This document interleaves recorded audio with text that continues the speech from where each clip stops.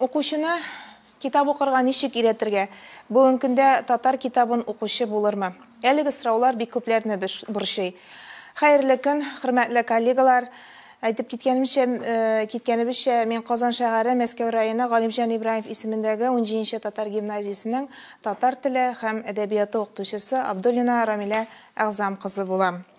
Сталык дәресемне Татарстан Республикасы Дәүләт Советының Мәдәният, фән, мәгариф һәм милли мәсьәләләр комитеты рәисе Габдулла Тукай исемендәге дәүләт бүләге, Муса Җәлил исемендәге премия иясе, халык шагыйре Разил Вәлиевнең китап турында әйткән бик мәгънәле, канатлы сүзләре белән башлап китәсем килә.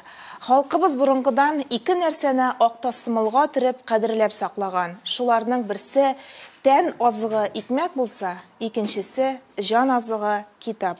Бүгенге сталык дәресендә җан азыгыбыз булган китапка кызыксыну уяту турында үз фикерләрем белән, тәҗрибәм белән уртаклашасым килә. Әлбәттә, мин сезгә шоу тамаша тәкъдим итмим.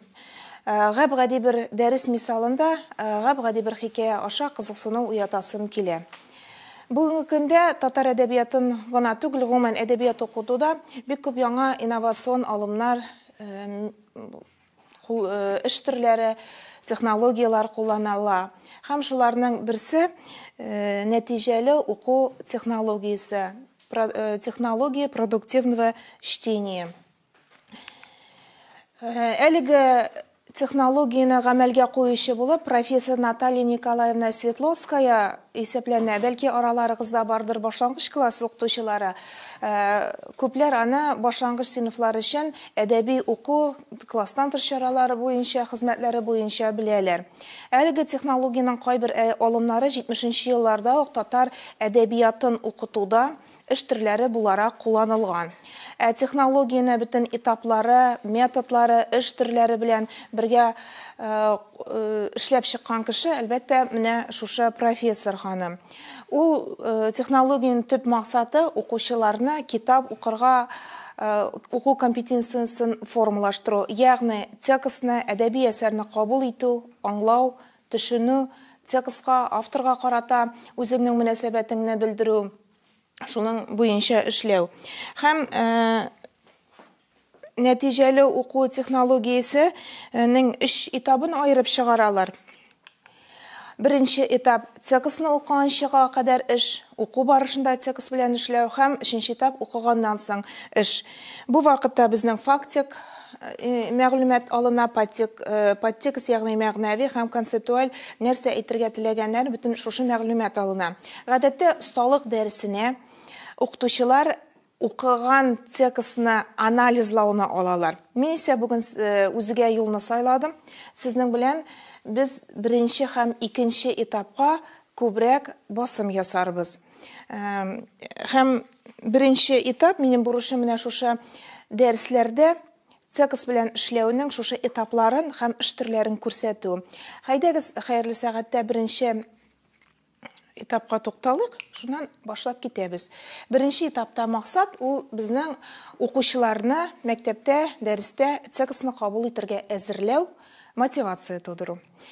Сез эш төрләренә андый нәрсәләргә карап тормагыз, әйдәгез башта тыңлыйбыз, аннан соң кирәк булса мин сезгә информацияны булай да бирә алам, күчереп алырга да. Әйтегез, татар, менә сез күпләрегез укытучылар, студентлар да бардыр арагызда, китап кибетенә кергәчтен сез үзегез китапны укыр өчен ничек сайлап аласыз, нәрсәләргә игътибар итәсез? Аннотация яхшы, кыска гына мәгълүм. Авторына, рәсеменә, иштәлеген ачып карыйбыз, газета кил. Әйе. Дөрес әйтәсез, беләсез. Biz уже наш китапка барабыз, уже бу китап турында, автор турында информация белеп, нәкъ шул китапны алырга бармы, бу китап юкмы? Яхшы, тагын инде фикерләр бар. Гомумән китап укыйсызмы сез? Чөнки укытучы, юк, алай дип әйтүдән сез теге кыенсынмагыз, мин алай сораганнан эме, укытучының укырга вакыты калмый аның, әдәби китап укырга. Шуның өчен мин сездән шулай әйттереп сорагам. Менә сез дөрес әйтәсез, безнең бүгенге көндә бөтен нәрсәгә ризыкка да, азыкка да, хәтта пси азыгына да реклама бар, әйме? Әмма китапка реклама ул тиешенчә җитәрлек түгел. Әлбәттә, соңгы вакытта социаль челтәрләрдә, интернет, Instagram битләрендә хәзер китапларга реклама бирелә башлады. Миндә сезнең шикелле барганнан соң я тиражына, я авторына, я сүрәтләренә, я эчтәлегенә карыйм һәм шулай алам. Менә әле генә сезнең янга ашыкканда миндә китап кибетенә кирип кенә чыккан, 1000 акчам калып чыкты инде минем. Мен балаларга да, мәктәп балаларына да җыярга туры килде. Сез дөрес әйтәсез, менә китап белән шулай кызыксынабыз. Менә соңгы елларда чыккан китаплар бик күп мине бүген күтәреп килмәй, мәктәптә осталык дәресе булмау сәбәпле, ләкин кайберләренең реклама әйтеп китәсем килә. Минем балалар менә бу Айгиз Баймөхәммәтовны бик яратып укыйлар. Сез укыйсыздыр инде, әйме? Аның инде икенче китабы да чыкты. Алар бер-берсен тулыландырмыйлар. Башкорт язучысы тормыштан алып язылган, балалар йылы-йылы укылар. Менә күптән түгел генә мин аның буенча шулай семинарда чыгыш ясарга туры килде. Һәм шунда семинарда татар теле укытучылар арасында бу китапны урлаттым да инде мин. Моны кызыма кабат сатып алдым, чөнки минем аны кызым ярата. Бу бик күп телләргә тәрҗемә ителгән. Хәзерге вакытта аның башка халыкларда инде фильм эшләнеп килә. Үз тормышы турында язылган Айгиз Баймөхәммәтовның Калдырма әнкәй китабы. Бу 130 мең бестселлер, 130 мең кеше укыган китап. Безнең татар телендә чыкты, ләкин ул Уфада чыкты. Хәзерге вакытта аның башка балачак, әнисез үткән балачакмы, ялгыш әйтүем бар. Менә шундый китабы да чыкты. Кичкенә менә бигрәктә 5нче һәм 7нче сыйныф укучылары бик яратып укый. Миңа бүген моны үземнең укучым кабат үзе кич алып киткән, бүген үзем сорап алдым инде менә бу китапны. Дәресләргә, анализлаганда без гадәттә классик язучыларны алабыз. Бүгенге көндә яңа чыккан китаплардан беләсезме, Гүзәл Галләмовалар да, Зифа Кадыровналар бик күп инде алар, Зифа Кадыровалар да бар, әйме? Әмма мин мәктәпкә андыйларны бик алырга тырышмыйм. Балаларга һәм тормышчан булган әсәрләрне мөмкин кадәр җыйна һәм күләмле җыйнакландырам һәм укучыга аңлаешлы булганын алам. Классиклардан яңа чыкканын үзегез беләсез, Галимҗан Ибраев яңадан чыкты, аның биографиясе яңа баштан эшләнде, 5 томлыгы бар. Чыңгыз Айтматов татар телендә чыкты. Һәм менә мин җәйкене генә укыдым. Ул татар әдәбиятына карамый инде. Халид Хусейна дигәнне укымадыгызмы? Тысяча сияющих солнц, аннан соң Бегущая за ветром дигән китапларын. Ул шулай бестселлер, алдагы ел элекрәк менә былтыр һәм узган елларда ул китап кибетләрендә бик яңа китап буларак шундый популяр китаплардан саналды. Ул афган язучысы, ләкин Америкада яши һәм ул инглизчә яза, аны русчага тәрҗемә иткәннәр. Ул китапны белән сез татар китабын чагыштырсагыз, алар арасында аерма бар. Менә безнеке стандартка туры китереп ничек вак һәм стандарт таләпләренә җавап бирелгән име?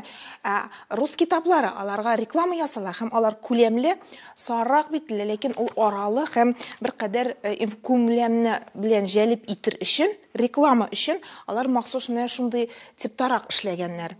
Күпләрегез сезнең инде Зөләйха күзләрен ачаны укыгансыздыр, карыйсыздыр, теге трейлеры гына чыкты, әле фильмы чыкмады.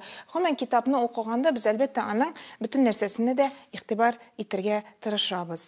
Сез дөрес әйттегез, менә укучыларга яңа әсәрне килеп кергәч, укучылар нишли? Иң беренче китапның я тышын, я эшен, я автор турында сөйли башлый. Шулай бит. Безнең традицион дәрестә кулланганда без һәрвакыт шуңа басым ясыйбыз.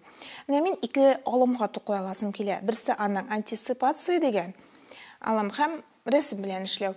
Әйдәгез беренче алым турында бер нәрсә ишеткәнегез бармы? Юкмы? Антиципация? Ни тәрҗемә итсәң ул дөрес әйтәсез. Чөнки аның астында мин фаразлар агачы дигән алымны бирдем. Ул шул ук бер нәрсә, берсе аны язма рәвештә бирелә. Укучылар белән сызып эшлибез. Икенчесе инде телдә нәрсә буласын.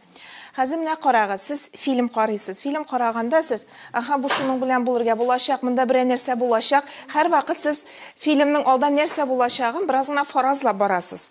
Шулаймы? Шулай. Нәрсә була. Һәм китап укыганда шулай. Әмма көтелмәгән бурылыш ясый торган сюжетны икенче яктан борып җибәрә торган язучылар да була. Классиклардан безнең Галимҗан Ибраевның менә тирән тамырларын гына алыгыз, анда бөтенләй икенче борылыш ала. Һәм бу борылыш алу бүгенге татар әдәбиятында да чагылыш таба. Бигрәк тә үзешчән димсең инде, тәгәшен язучылар берлегенә кертеп, әле язучы булып җитмәгән, ләкин менә язу белән кызыксына торган язучыларда мин бу алымны күрәм. Һәм әйдәгез алдагысына күчик, бу этапта мин антиципация алымына тукталам дидем, имем. Менә әйдәгез рәсем буенча сөйләшүдән башлап китик әле этап буенча. Әлеге рәсемдә без кемнәрне һәм нәрсәләрне күрәбез? Егет белән кыз.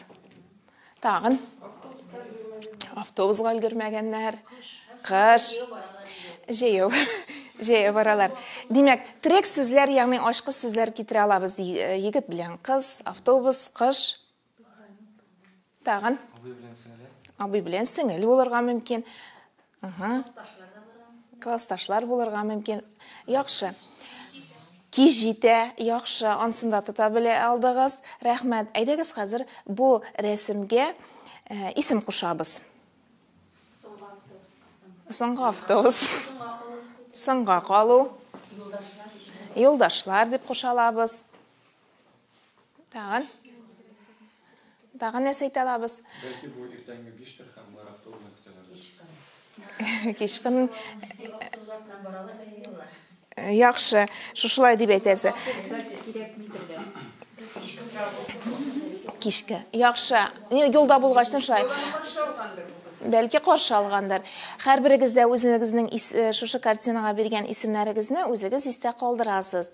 Без аңа дәрес ахырында әйләнеп кайтырбыз. Менә безнең әлеге рәсем без танышачак әсәргә, хикәягә иллюстрация буларак ясалды. Бу 7нче сыйныф укучысының рәсеме. Һәм без алда нәрсә булачагын бераз гына фаразларбыз шушының буенча. Менә шулай итеп безнең технологиябезнең беренче этабы тәмам. Әйдәгез алдагы этапка күчәбез. Икенче этап уку барышында текст белән эшләү. Монда безнең укытучының максаты әлбәттә әсәрнең эчтәлеген аңлау, аны шәрехләп бару. Эш төрләре күп төрле. Күргәнегезчә сүзлек белән эш булырга мөмкин, әңгәмә, борт журналы булырга мөмкин. Борт журналын сез дәресләрдә кулланасыздыр, таблица формасында сызып, кластер булырга мөмкин, ягъни тәлгәш гадәттә татар тел дәресендә кулланыла. Кайбер укытучылар аны модель буларак кабул итәләр. Insert текст белән эшләү алымы билгеләп барырга шартлы рәвештә. Менә бу инсертта кайбер кешеләр бит инде карандаш белән сызып укый, кайберләр плюс-минус куя, өндәү билгесе куя, менә шундай алымнар бар. Менә миннән кеше, менә мин шәхсән үзем әйтәсем ки, китап укырга бик яратам, ләкин миннән кеше китап укый алмыйдыр дим мин. Мин китапларымны өләшәм алса, әйме? Менә мин һәрвакыт сызып укый торган кеше. Я афоризмнарга, я үземне кызыксындырган исемдә калдырырга кирәк булган фразеологизмнар, канатлы сүзләр булырга мөмкин. Мин һәрвакыт аларны поляга билгелим. Менә шундый. Хәзер әйдәгез без сезнең белән текстка комментарий бирү алымына тукталабыз. Һәм шуның белән шушы алымга дәрес ахырына кадәр шушы алымга тукталып барыбыз. Мин сезгә текст тәкъдим итәм. Һәм бу текстның авторы да исемен дә әйтмим, без аны үзебез чыгарачакбыз. Бәлки таныш бу әсәрне укыган кешеләр булырга мөмкин. Алдан кычкырып куймагызны сорар идем индеме? Дәрес соңыннанрак кына җавап бирсәгез, авторны әйтү буенча. Шушыны һәм бөтенегезгә дә мин китап өләшә алмыйм. Шуңа күрә экранга чыгарам текстны. 3 өлешен мин үзем укыячакмын, калганнарын сездән укытачакмын. Ярыймы? Әйдәгез, башлыйбыз. Беренче. Зур калага илтә торган олы юл буш диярлек. Чөнки бүген ял көне. 45 юлчыны куйнына алган Мерседес автобусы алга чаба. Башкалага җитәргә ерак әле. Пассажирлар арасында уяулар сирәк. Күбесе татлы рәхәтләнеп ширем итә. Иң арткы утыргычтагы егет тә йоклап бара. Ләкин йокысы бик үк татлы түгел бугай, чөнки йөзендә тынычлык әсәре күренми. Кем беләндер бәхәсләшкәндәй, кисәк кенә башын чайкый, күз кабаклары, иреннәре әледән-әле дерелдәп куя. Менә ул кинәт сискәнеп күзләрен ачты, башын күтәрде, зур итеп ачылган күзләрендә хафалану, курку иде. Урынына җәһәт кенә сикереп торды да, аяк астындагы сумкасын эләктереп, шофер янына ыргылды. Туктагыз, хәзер үк туктагыз. Беренче өзек тәмам. Бу өзектә біз нәрсә білдік? 45 yolчы бар. Мерседес автобусы. Комфортлы автобус. Ялкын икәнен білдік. Егет борчулы. Яхшы, сіз хәләтне тотып алдыгыз. Әйдәгез, бу әсәрне сіз ничек дәвам итәр идегез? Нишләтәбез? Безнең шофер туктыймы? Төшереп калдырыр микән? Әллә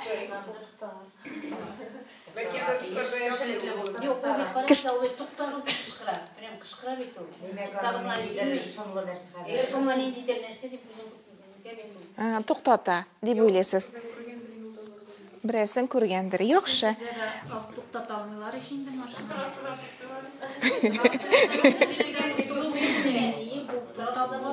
Трассадан бара. Озын автобуслар гадәттә һәрбер шофер, һәрбер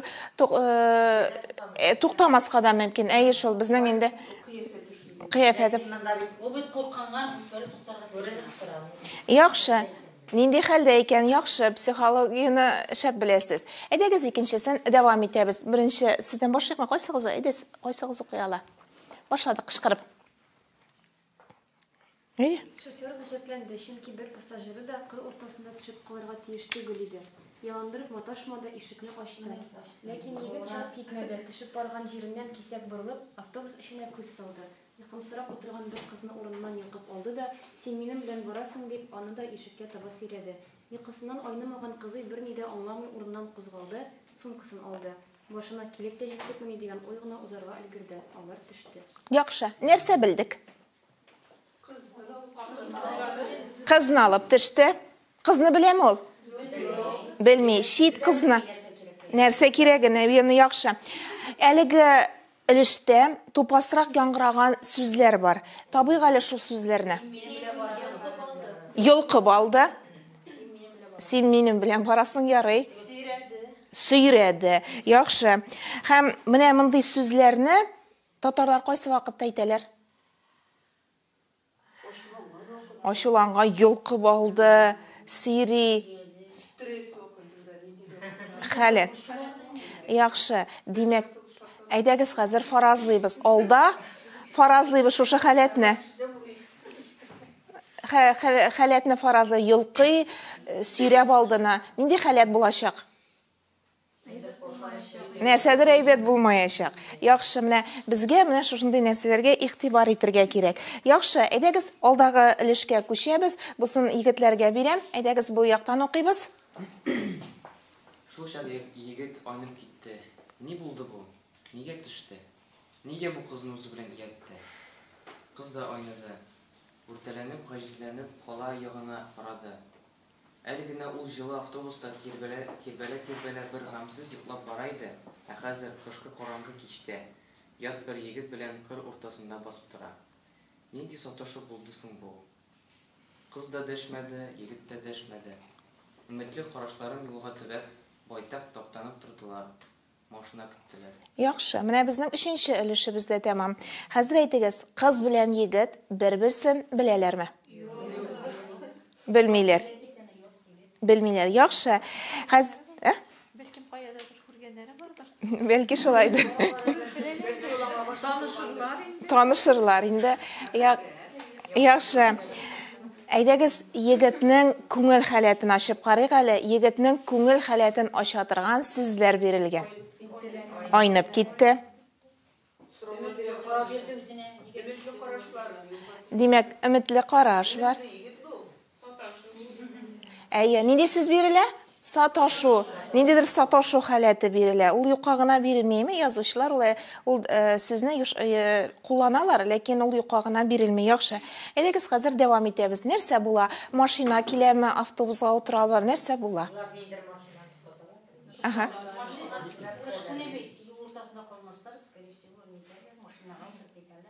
Ага, тагын нинди фикерләр бар?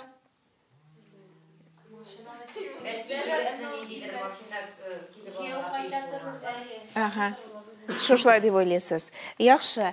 Әйдәгез алдагысы нәрсә буласын, без әсәрне дәвам иткәндә дәвам итәбез. Так, бу яктан гына башлыйк, әле сез кышкырып укыгыз ягъни. Әйе. Монда мастер. Кәкрәйгәбез. Нишексең? Диде кыз. Егет теш арасыннан төкерде.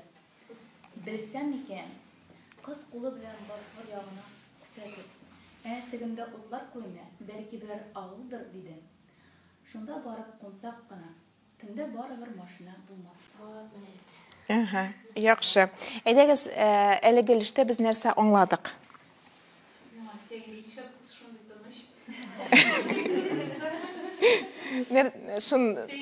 Сәйер, шуны аңладык. Аларның икесенең дә бер уртак хәсрәте бар. Алар нишләр? Туңалар. Туңуны бирер өчен язучы бер сүз әйтә.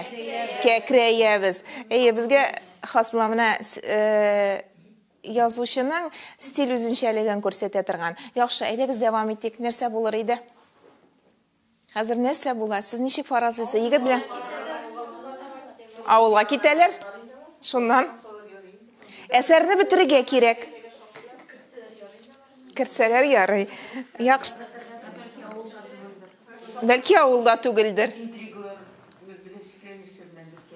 Беләсе килә. Яхшы. Әйдәгез дәвам итәбез. Синең исемең ничек? Синеке? Рушан. Кыз аңа ышанмады. Алдыйдыр әле, шуңа үз исемен әйтмәде. Авыл утлары якынайганнан якынайды. Һәр йортта ут яна. Берсе очрамасмы дип, урам буйлап атладылар да атладылар. Ниһаят, бер капка шыгырдап ачылды. Кыз әлеге зөктә нигә үз исемен әйтми? Ышанмый.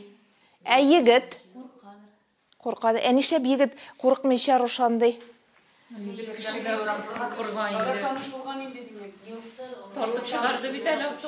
Тартып чыгарды.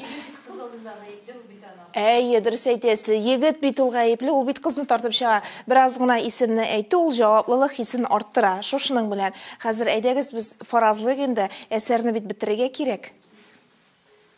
Язу белән сез язучы, бу әсәрне нишләтәсез сез бу егет белән кызны? Йортка кертәбез.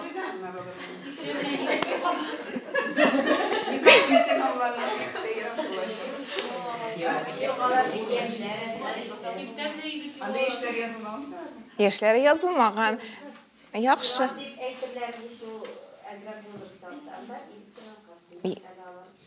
Яшьләр.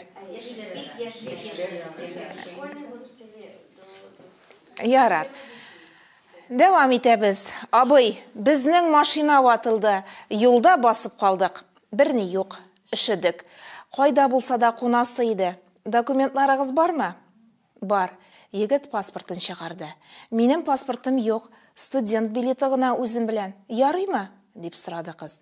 Ярар, әйдәгез үтегез. Бер кичкә түзәрбез, бушка түгел. Андый заман үтте. Шуннан, егет белән кыз турында нәрсә белдек? Кыз студент. Паспорты юк. Үзе Бәлки шулайдыр.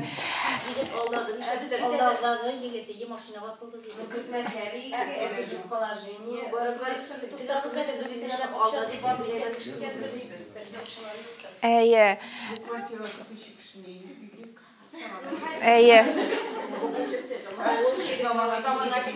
Әйе.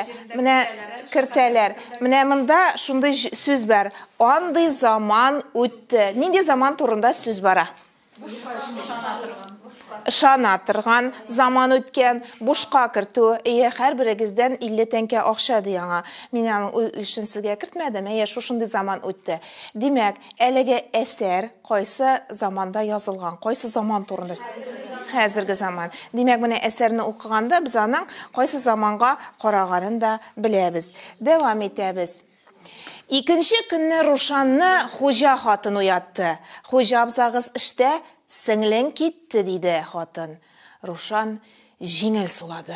Югыйсә бу кызыйны автобустан ияртеп төшүенә үзен бик нык битерләгән иде. Әллә нинди саташу булды ул чакта.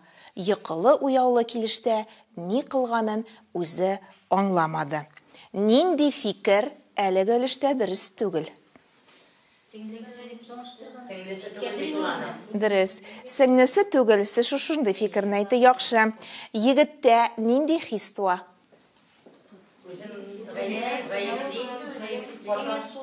Җиңел сулап куя, димәк, анырда күңелендә ниндидер юшкын бар, авырлык бар.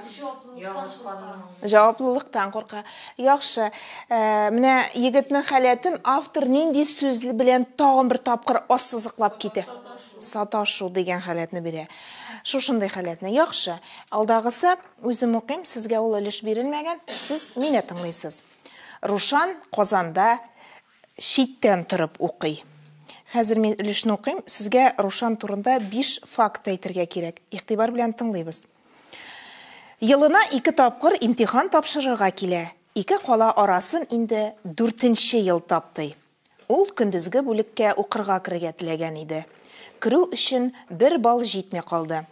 Түләүле бүлектә укырга тәкъдим иттеләр. Ризалашырга кирәк, диде әнисе. Әтиң янына барып кара, ул ярдәм итәргә тиеш. Рушан әтисен хәтерләми диярлек. Ул туганчы ук әтисен армиягә алганнар. Әтисе Камчаткада хезмәт иткән, шунда эшләп калган. Аларны да үзләре белән алып китергә теләгән, тик әнисе аяк терәп каршы торган. Шуннан әтисе башка гаилә корган. Әтисе 2 ел элек кенә гаиләсе белән Карагайга кайтып урнашкан. Шунда үз эшен ачып җибәргән. Әтисен тиз эзләп тапты Рушан. Күзләр очрашты. Әтисенең күзләре ни кара, ни зәңгәр түгел, көл төсендә иде. Алар озак сөйләштеләр. Килеп йөр, туганнарың белән танышырсың, аралашырга кирәк, бер кан бит. Борчылма, мин сиңа булышырмын. Булышты. Нинди юллар белән хәрби билет алып бирде. Рушанга оят иде. Шуңа күрә ул әтисе янына кабат барып йөрмәде. Әйдәгез, өлеш бетте. Рушан турында 5 факт. Читтән торып укый. Түләүле дә укый. 4нче курс. Шәһәрдә тора, әтисез үскән. Армиядә хезмәт. Әйе. Нәрсә? Намуслы булырга. Намуслы. Аны тревожит сатып алган, а ул хезмәт Ят дигән нәрсә бар. Итәгә. Димәк, безгә Рушан ошый башлады. Шулай бит. Рушан начар егет түгел. Тәрбияле, ниндидер барыбер күңелгә әйбәт егет. Яхшы. Яхшы. Рушан кайда яши торган булып чыкты? Авылда яши ул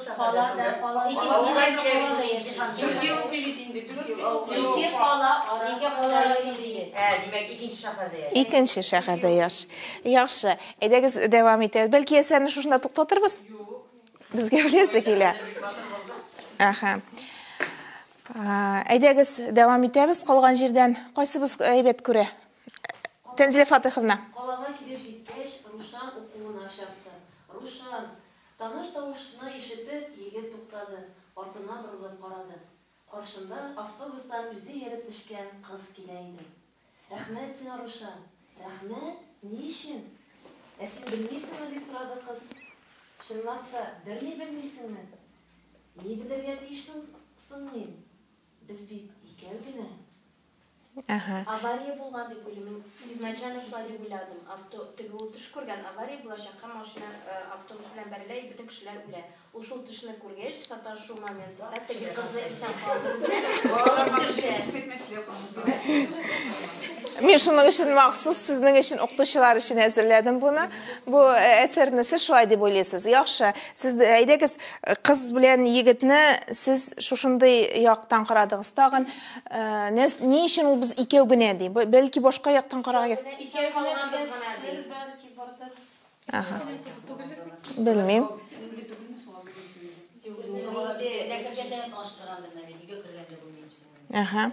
Әйдәгез ахырын дәвам итик инде бу язучыга булышык. Әсәрне бит инде төгәлләргә кирәк. Ничек битерик? Сен калганнар дип. Ләкин шуңа рәхмәт Яки автобуска тулгандыр да башкалар. Сез шулай дип уйлыйсыз. Яхшы, димәк, әсәрне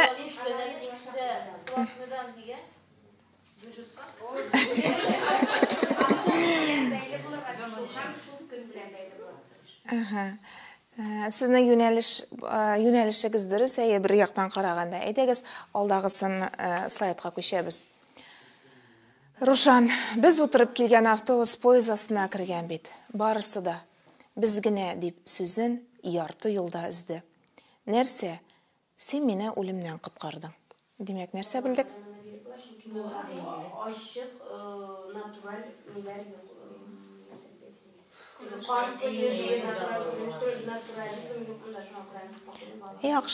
Яхшы, сез шулай дидегез. Димәк, фаразлавыгыз сезнең туры килде. Әйтегез, безгә әсәрнең ахырын фаразларга кирәк. Ничек фаразлыйбыз? Бергә дус булып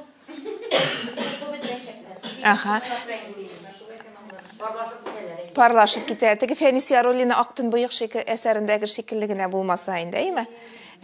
Яхшы, нинди хис туды сездә? Төрле хисләр. Менә монда уже егет турында начар хис уйларга мөмкин. Әле сез бит начар иде әле теге кыз. Хәзер яхшы. Яхшы. Димәк, кыз өчен егет кем булып чыкты? Коткаручы булып чыкты. Әйдәгез язучы булсак, әсәрне битерик инде без. Язучы булсак, әсәрне битергә кирәк безгә. Ничек битерәбез? Кыз егетне үзенә кунакка чакырды, чәй эчтеләр.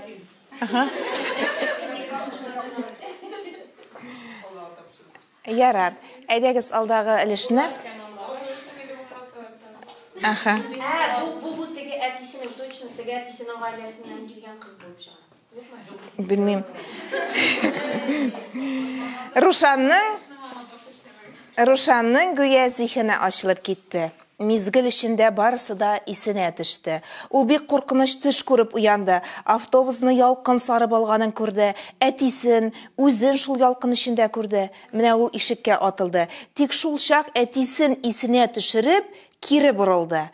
Аны инде ялкын ялмап алган иде. Рушан яна пешә әтисен ишеккә сөйрәде.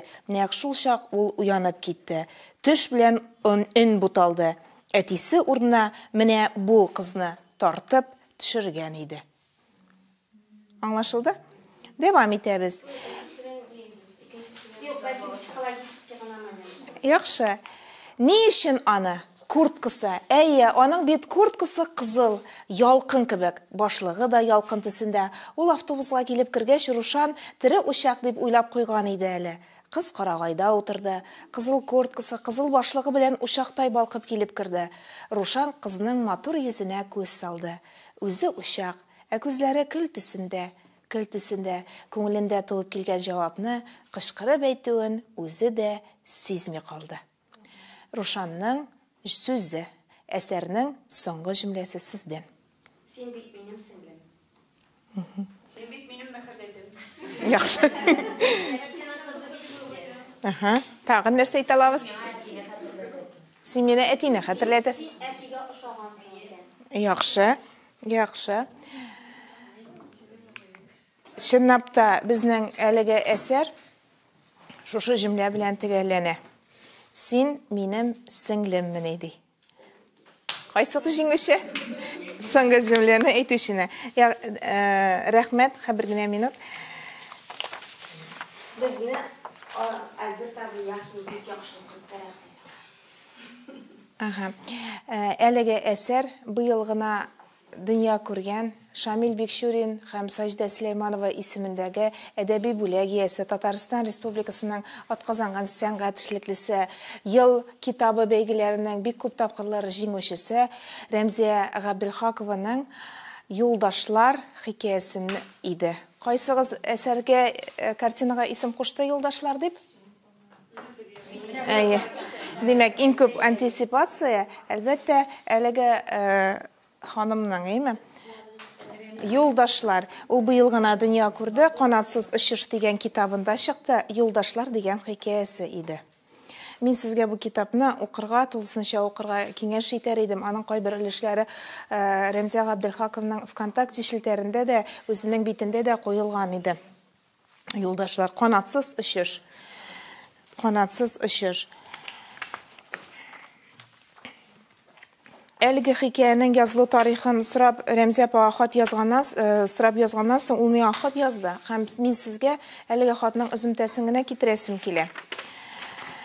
Хикәянең язылу тарихы турында язмасмысыз микән? Халык хикәягә иҗат ителгән нинди дә булса бер җирлеге бармы? Тормыштан алынганмы? Рәмзия апаның фикерләрен, сезнең фикерләрегезне беләсем килә иде.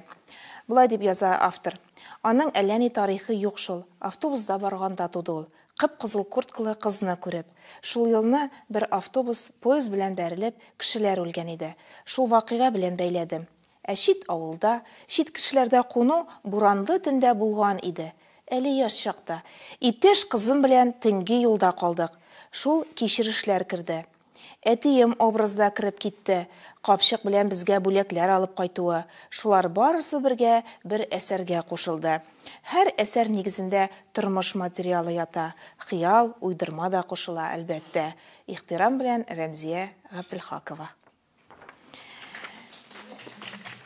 Хәзер әйдәгез 3нче өлешкә күчәбез. Безнең шулай итеп 1нче һәм 2нче өлешләребез бетте. 3нче өлеш циксны укыганнан соң була торган эш. Гадәттә, сталык дәресенә менә шушы этапны алалар. Бу әсәргә анализ ясау, укучының үз фикерен булдыра белү өчен белүне тикшереп карый торган этап. Мин бу алай сездән хәзер әсәргә анализ ясауны максат итеп куймыйм. Светловская бу этапны иҗади биремнәр этабы дип атый. Һәм сезгә мен Америка психологы Бенджамин Блумның шакмакларын тәкъдим итәсем килә. Әлеге әсәр турында фикерләрегезне белү өчен, менә шушы шакмакларның һәр 6 ягына да сорау сүзләр язылган. Бүлеш, ата, уйла, ни өчен, тәкъдим ит, аңлат, уйлап тап, шушындай нәрсә. Һәм әлеге әсәр сезгә ошадымы, ни өчен, һәм ошамадымы, ни өчен, шуны беләсем килә. Әйдәгез җибәрәбез 2 генә сүз белән генә. Ахыры яхшы бетә. Бик кирәннәрмәле. Төрле ягын алырга мөмкинме? Ярый, сез үзегез әйтегез, мен әсәр ошадымы, юкмы сезгә? Мин бит кызыксындыру ятырга диш. Менә бу әсәр ошамады диясез икән. Ни өчен ошамады бу әсәр сезгә? Аңлап нәрсә дигәнне аңлата. Юк, мин сезгә бирдем ни өчен. Ни өчен дигән сораудан безгә җибәрде. Ни өчен ошыймы? Әйе. Ләкин ни өчен ошамый? Хәзерге заман белән, хәзерге заманда язылган әсәр. Шуның өчен ошады. Яхшы, дәвам итәбез. Баштан сюжетын белеп булмый. Яхшы. Димәк, сюжет кору үзенчәлеге бар. Яңа бер әсәр булган. Yani işin ошадымы, менә бу билет алу мәсьәләсе килеп тугач, аларның аралары белән бузыла әтисе белән. Менә бу сеңлесен коткарып калгач, шулай шул рәвешле алар очрашкач, бу ике гаилә алга таба да бер-берсен туганлык хисе уянып бергә яшәячәкләр. Туганлык хисе бик матур хисе, әйме? Яхшы. Шуңа күрә ошады.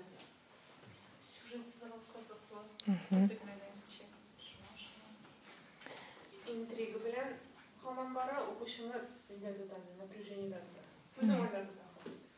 Шундай фикер ясап булар, нәрсә генә тормышта булмаса да, яхшылыкка өметләнергә кирәк. Ахыры яхшылык белән үтте. Укучылар өчен дә, уллар өчен дә бик кызыклы әсәр. Минем фикеремне беләсез инде, никах белән тәмамлана.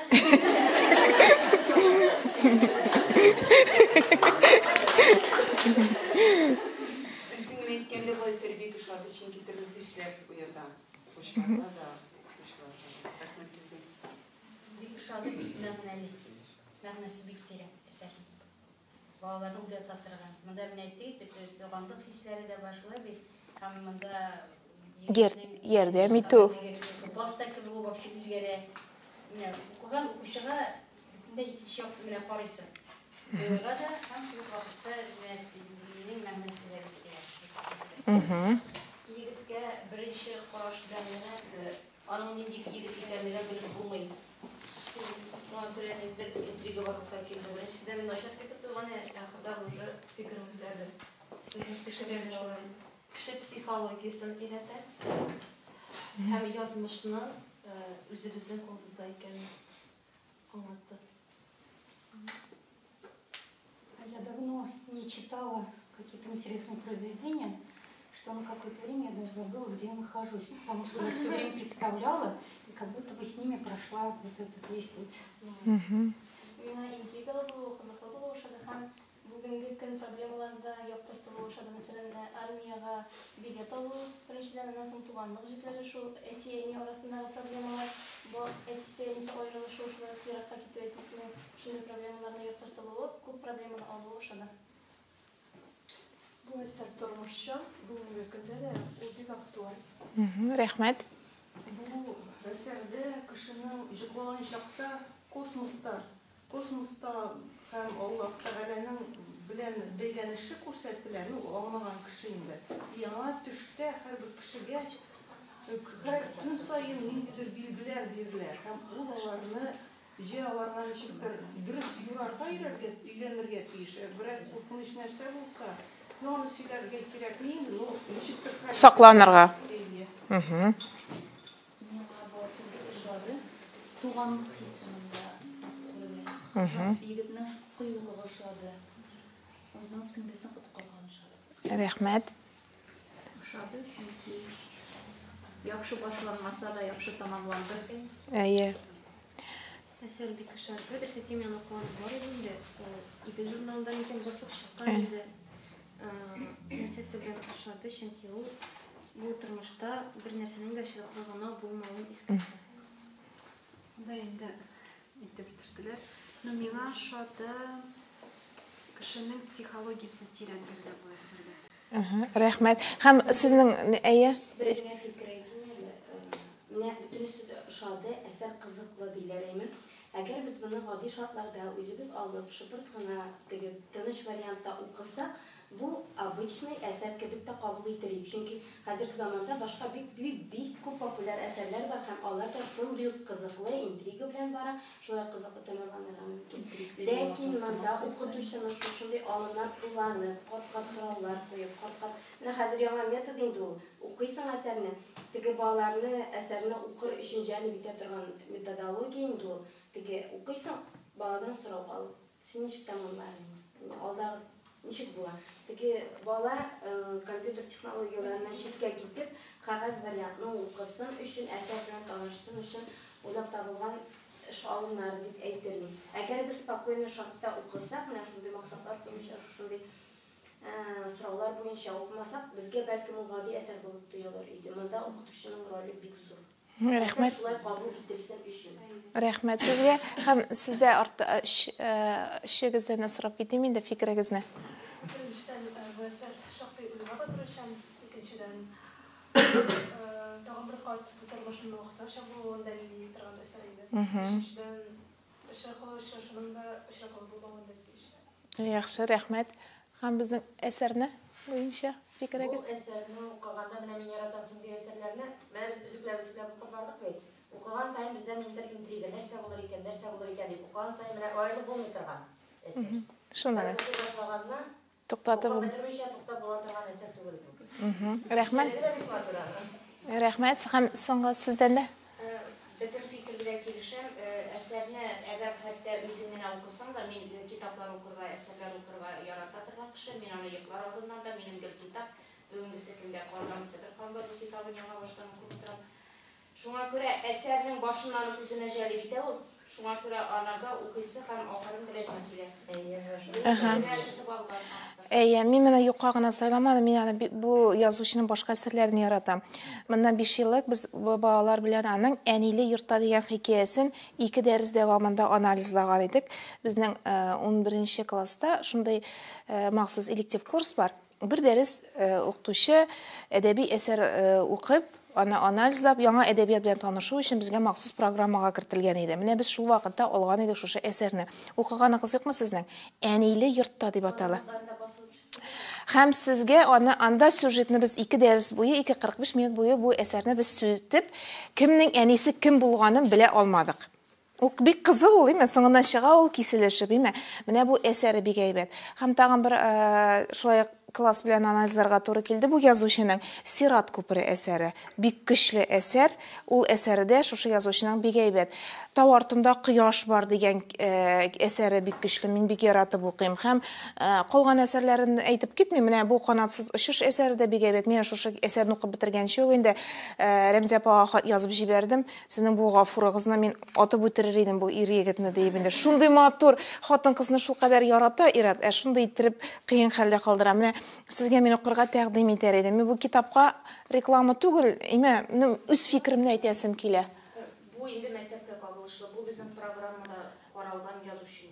Юк, кагылмаган. Мин моны махсус укытучылар өчен, махсус сезнең өчен шушы әсәрне алдым. Укучылар белән без Әниле йорттаны махсус алдым мин. Башта мин үзем таныштым да, электив курста үзем ирем. Электив курста өстә ул хәзерге татар әдәбияты белән танышу өчен махсус безнең директорыбыз уку планына керткән. Хәзерге вакытта профильле кергәч биология дәресенә бирделәр. Безнең татар теле һәм әдәбияты берәр генә сәгать калды югары сыйныфларда. Урта сыйныфларда без 2 сәгать әдәбият, 2 сәгать татар теле укыйбыз. Без татар мәктәбе, татар балалары белән эшлибез. Китап уку бар дип әйтәсем килә. Һәм минем бүгенге Сталык дәресендә барыгызда актив катнаштым. Мин сезгә рәхмәт белдерәм. Мин булай ук җылы булыр дип уйламаган идем. Һәм мин сезне театрга чакырам. Менә мин сезгә билет күрсәтәм. Ул билет минем кулымда. Мин скан ашагына керттем, име. Һәм сезгә сорау бирәсем килә. Бу әлеге спектакльне карарга сез килә аласызмы? Һәм карадыгыз. Әлеге әсәр 26 декабрьдә 19 елда була. Кайда була? Галискар Камаласында. Әсәре бу кич катлаулы әсәр, шулай бит. Укучылар белән карага бераз гына авыррак. Чөнки безнең без яшәгән чор сурәтләнгән. Әйдәгез, кайсыларыгыз килә ала? Яхшы, тагын бер тапкыр карагыз. Әлеге әсәр кайда буласы күрсәтелгән. Көне күрсәтелгән. Урыны күрсәтелгән. Вакытын карагыз әле. Вакыты. Юк, ул минем скан аша кергәнгә генә, менә билетым инде. Вакытын карагыз әле. Декабрь. Сәгате юк. Менә бу нәтиҗәле уку технологиясының бер үзенчәлеге факт белән эшләп. Сез бөтенегез киләбез дисез, вакыт күрсәтелмәгән. Менә технология эшләүнең шул нәрсә, текстны укыгачтан кирәкле информацияны таба белү. Менә бу безнең минусыбыз. Менә сезнең һәрберегезнең дә телефоны бар, WhatsApp-ы бар. Сезгә бик күп көнгә бик күп SMS-калар килә. Кайчагында сез, мин аның вакытын карамаганмын, онытканмын, бу документны җибәрергә дисез. Без гадәттә информация белән эшли белмибез. Менә шушы информация белән эшләргә өйрәтә торган технологияның берсе шушы иде. Һәм шушы дәрестә катнашканыгыз өчен бик зур рәхмәт. Сезгә бер сүз әйтәсем килә. Менә һәрбер елга, һәрбер диңгез ул ниндидер булса бер чыгыштан, бер шишмәдән башлана. Китап укуда ул том-том китап укудан башламый, гади бер дәрестә, гади бер хикәядән башлана. Гадәттә китап укучыларны сан белән билгелиләр. Мин моңа чыгарылма ясыйсым килә. Сыйфат белән, әгәр дә сыйфат ягына игътибар итәсем килә. Әгәр дә бүгенге сталык дәресендә сезнең арагыздан һич югы икегез генә булса да, әлеге язучының калган әсәрләрен укыйсы килү теләге туган икән, мин бүгенге максатыма ирешкәнмен дип саныйм. Хәтерем ялгышмасам, Харас Әйүпнең шундый юллары бар. Китап укып елый алганнарның күңелендә булмый каралык дип язган. Менә чынлап та китап укып без уйлана, шушы катлаулы тормыштан, мәшәкатьле тормыштан, ыгы-зыгыдан бераз гына ял итәбез икән, бу бик күп зур нәрсә. Психологлар гадәттә 21 көн дәвамында китап укыса, укучыда китап уку күнекмәсе формалаша дип карыйлар. Менә 1 октябрьдан 21 октябрьгә кадәр безнең республикада әдәби марафон барды. Һәрберегез инде күпләрегез сезнең арада да 15 ноябрьдә әлеге марафонның тантаналы җыелышына барадыр. Менә бу юкка гына түгел, китап уку формалашуны, иң беренче татар китабын укуны без татар теле укытучылары, сез без формалаштырабыз. Һәм сүземне йомгаклап шушы сүзләр белән битерәсем килә. Укытучы, китап һәр чак бергә. Пар канаты кебек бер кышның. Белем, акыл, юлдаш баш булганда гына нигезе нык була тормышның. Һәрберегезгә дә китап укырга вакыт табарга, китапны яратырга теләр идем һәм ихлас рәхмәтемне белдерәм тыңлаганыгыз өчен. Рәхмәт сезгә.